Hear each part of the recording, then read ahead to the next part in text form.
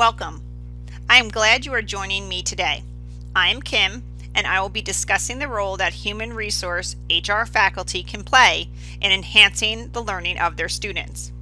First, I will address common but ineffective practices students use to increase their learning.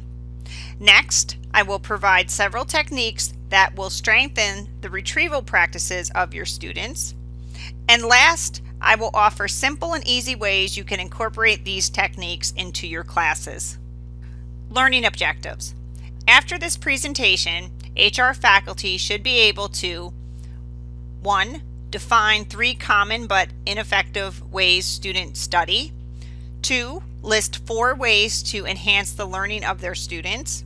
3. Explain how these methods can be implemented into classes to increase their students' retrieval practices. We want our students to be successful in the classroom and successful in their HR careers. We, as HR faculty, understand that the foundation to learning is knowledge. But we must remember that the true key to long-term learning is found in the practice of retrieving knowledge. Therefore, our job is not only to disseminate knowledge to our students, but to ensure that long-term learning is taking place. We are actually in a very unique role to help our students understand the learning process and provide techniques to strengthen their practice of retrieval. Often, our HR students rely on strategies that they believe are effective ways to enhance learning, but are really ineffective in nature. Therefore, before we look at techniques that can strengthen the retrieval practices of our students, we first must look at what our students are relying on and why these practices are ineffective so that this can be explained to our students. One of the biggest mistakes students make is to allocate their time rereading the textbook. They believe this increases their learning. However, this practice is not effective, but is a waste of the student's time. One research study actually found no differences between the performance of their students when the chapter was read once or twice. When students reread the text, it creates an illusion of learning, but actually no long-term learning is taking place. We, as HR faculty, should discourage this practice among our students. Students need to spend their time more productively than simply rereading the text. Instead, we should use alternative and effective strategies in our classes that generate understanding through retrieval practices, where the student's ability to recall and store information is increased. The practice of retrieval is critical in long-term retention and learning. These alternative techniques will be discussed later in this presentation. Another popular method, yet ineffective method, used by students is highlighting material in their textbooks. Some students even highlight in multiple colors. This is not an effective way to enhance learning. This method creates an illusion of knowledge being obtained and stored. We as HR faculty should discourage this practice among our students. Mass practice is the repetition practice of one concept or skill. For example, icing cakes, playing the same musical composition over and over. This practice creates the illusion that long-term retention and learning is being achieved. When using this approach, you feel like you are gaining the mastery of a skill, but the long-term retention is not occurring. Cramming is an example of mass practice. If a student has ever relied on this approach, then they have achieved a false sense of learning. For example, they may have known enough material to achieve a decent grade on the exam, but if asked a week or a month later about the concepts, they probably would retrieve very little of the knowledge. This is because cramming relies on short-term memory. This practice should be discouraged. So we now know what practices we should discourage our students from using. We need to make sure students think about concepts and practice their retrieval. In doing so, we need to incorporate desirable difficulties into their learning. Desirable difficulties are like speed bumps. They slow students down, but they actually make their learning stronger. They require more effort from our students. They have to dig deep. HR faculty know that their students will see positive end results, but that the road to get there may seem trying and impossible at times. If learning is too easy, long-term retention will not occur. Learning needs to be hard. Students need to push through and make it, for the payoff received in long-term learning is great.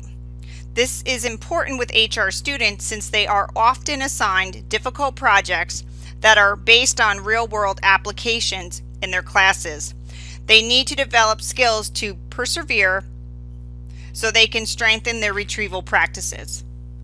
The testing effect, or the retrieval practice effect, states that people need to be tested to achieve the basic knowledge required. It is the connection of retrieving this knowledge and applying it to problem solving that strengthens learning. Testing needs to be used across time to ascertain if learning has taken place.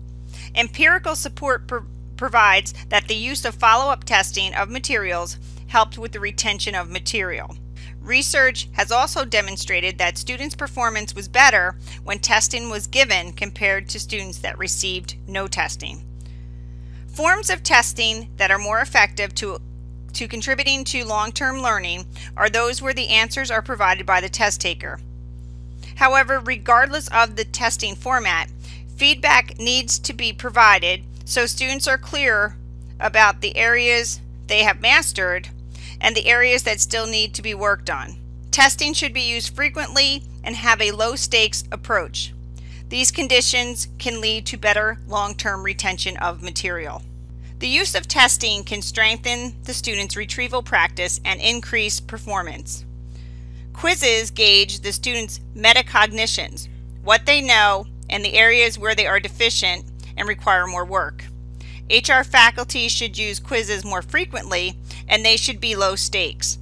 Low stakes is when the point value is low or contribute a small percentage to the overall grade.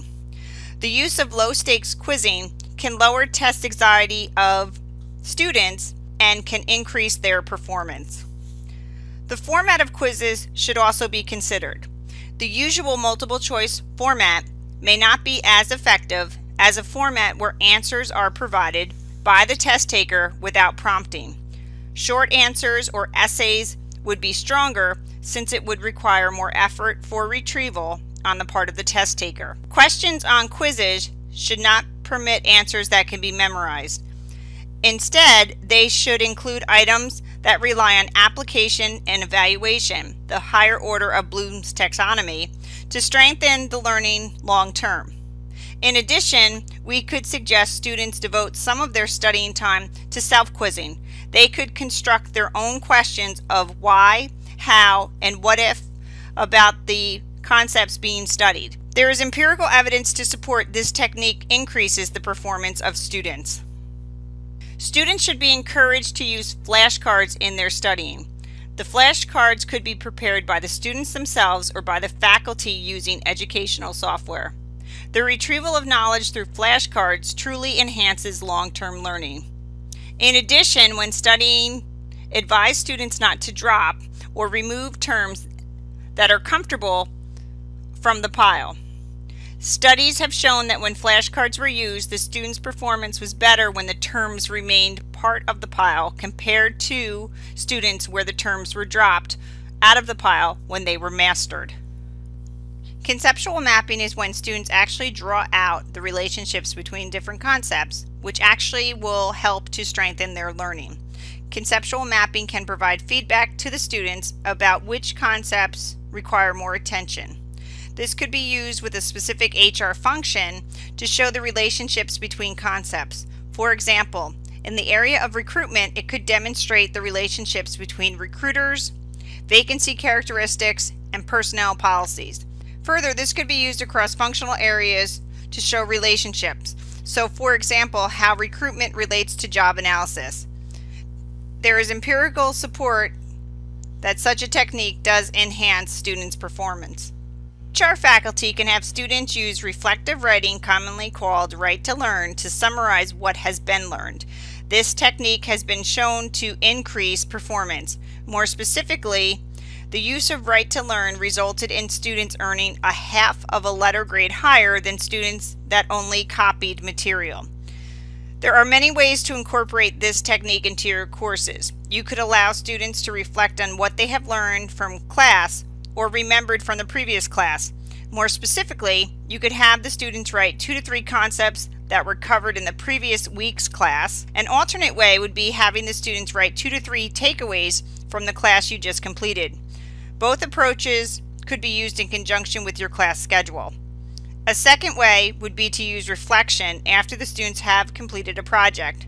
They could reflect on what they knew going into the project, what they experienced, and what they would do in the future.